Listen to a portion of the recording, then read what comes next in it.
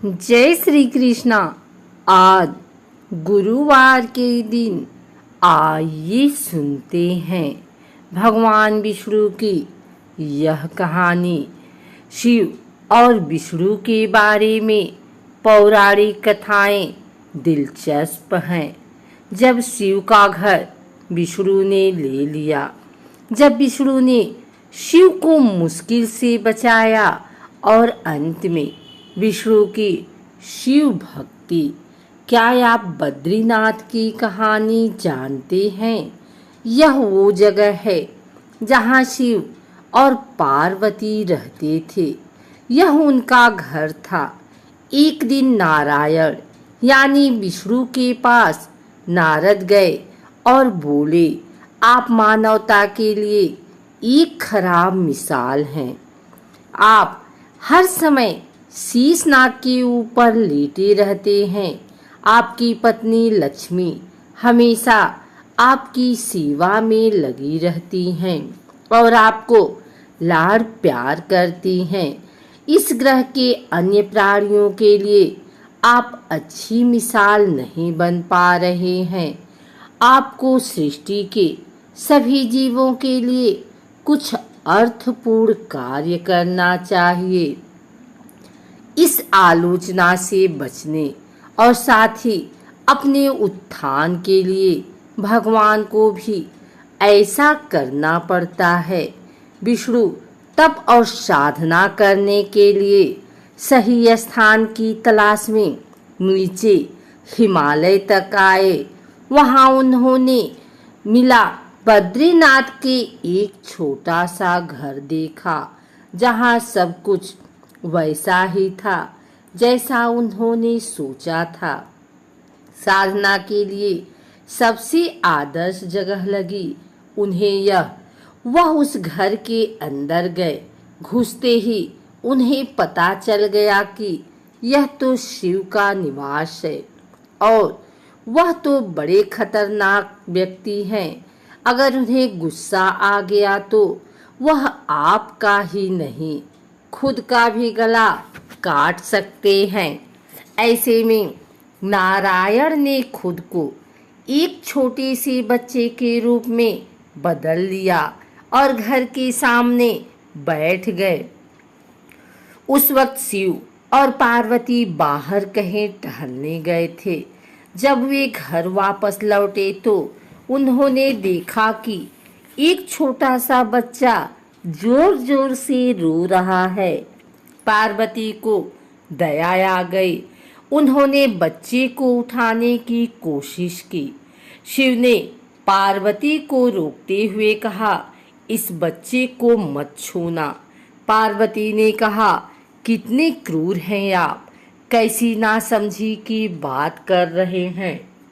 मैं तो इस बच्चे को उठाने जा रही हूँ, देखिए तो कैसे रो रहा है।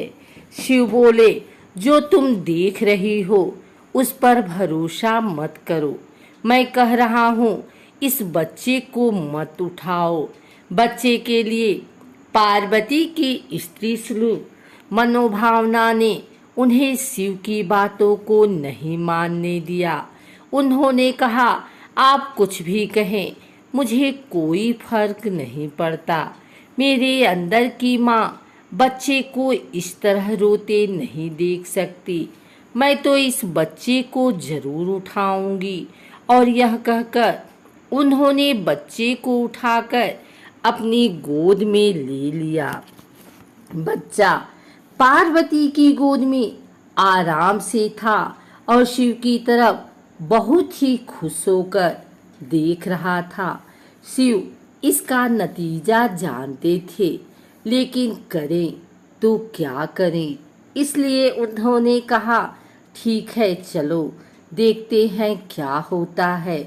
पार्वती ने बच्चे को खिला पिलाकर चुप किया और वहीं घर पर छोड़कर खुद शिव के साथ गर्म पानी से स्नान के लिए बाहर चली गई। वहां पर गर्म पानी के कुंड हैं। उसी कुंड पर स्नान के लिए शिव पार्वती चले गए।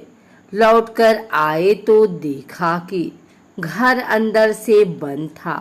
शिव तो जानते ही थे कि अब खेल शुरू हो गया है।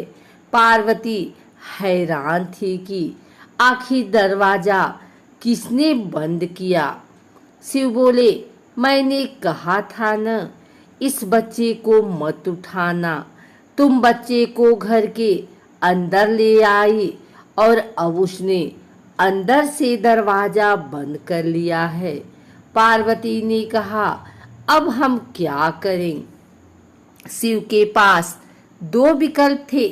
एक, जो भी उनके सामने है उसे जलाकर भस्म कर दें, और दूसरा, वे वहां से चले जाएं और कोई दूसरा रास्ता ढूंढ लें।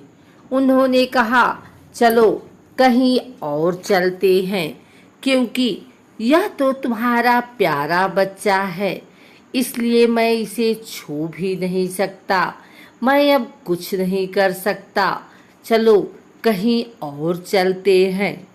इस तरह शिव और पार्वती को अवैध तरीके से वहां से निष्कासित कर दिया गया। वे दूसरी जगह तलाश करने के लिए पैदल ही निकल पड़े। दरअसल बद्रीनाथ और केदारनाथ के बीच एक चोटी से दूसरी चोटी के बीच सिर्फ 10 किलोमीटर की दूरी है। आखिर में वह केदार में बस गए और इस तरह शिव ने अपना खुद का घर खो दिया। आप पूछ सकते हैं कि क्या वह इस बात को जानते थे? आप कई बातों को जानते हैं, लेकिन फिर भी आप उन बातों को अनदेखा कर उन्हें होने देते हैं। आइए सुनते हैं भगवान विष्णु की दूसरी कहानी। यौगिक कथाओं में ऐसी कई कहानियां हैं जिनमें बताया गया है कि शिव की करुणा कोई भेदभाव नहीं करती और वे किसी की इच्छा पर बच्चों की तरह भोलापन दिखाते हैं। एक बार गजेंद्र नामक एक असुर था। गजेंद्र ने बहुत तप किया और शिवजी से यह वरदान पाया कि वह जब भी उन्हें पुकारेगा शिव को आना होगा। त्रिलोकों के सदा शरारती ऋषि नारद ने देखा कि गजेंद्र हर छोटी छोटी बात के लिए शिव को पुकार लेता था, तो उन्होंने गजेंद्र के साथ एक चाल चली। उन्होंने गजेंद्र से कहा, तुमको बार बार क्यों बुलाते हो? वह तुम्हारी हर पुकार पर आ जाते हैं। क्यों नहीं तुम उनसे कहते कि वह तुम्हारे अंदर आ जाएं और वहीं रहें, जिससे वह हमेशा तुम्हारे अंदर होंगे। गजेंद्र को यह बात अच्छी लगी और फिर उसने शिव की पूजा की। जब शिव उसके सामने प्रकट हुए तो वह बोला, आपको मेरे अंदर रहना होगा, आप कहीं मत जाइए। शिव अपने भोलेपन में एक लिंग के रूप में गजेंद्र में प्रवेश कर गए और वहां रहने लगे। फिर जैसे जैसे समय बीता, पूरा ब्रह्मांड शिव की कमी महसूस कर रहा था। कोई नहीं जानता था कि वह कहाँ है। सभी देवगण और शिव खोजने लगे। काफी खोजने के बाद जब कोई यह पता नहीं लगा पाया कि वह कहाँ है, तो वे हल ढूंढने के लिए विष्णु के पास गए।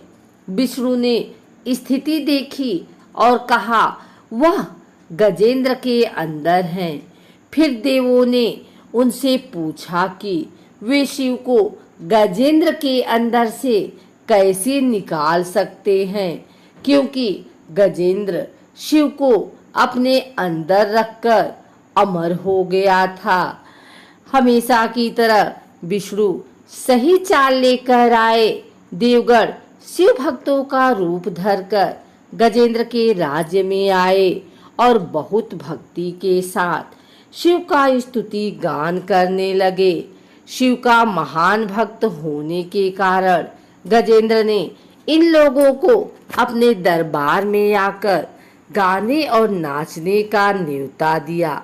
शिव भक्तों के वेश में देवों का यह दल आया और बहुत भावनाओं के साथ, बहुत भक्ति पूर्वक वे शिव के लिए भक्ति गान गाने और नाचने लगे।